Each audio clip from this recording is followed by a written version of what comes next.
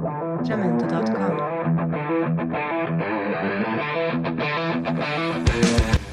What's going on, YouTube?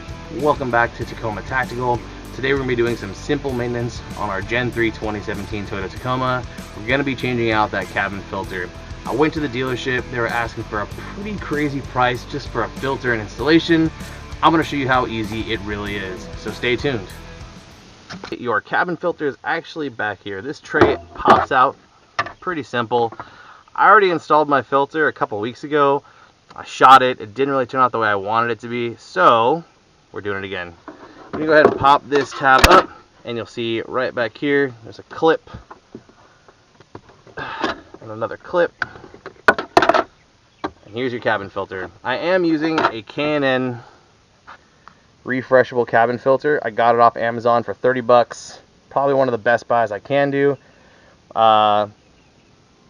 It's similar to the air filter you would have under the hood. Just wash it, oil it, pop it back in, and you're good to go. So just like the way I pulled it out, we're going to slide it back in. We will go ahead and replace these tabs. Take this door panel. That slides back in. Just like that. Oops, put it in backwards. Just like that.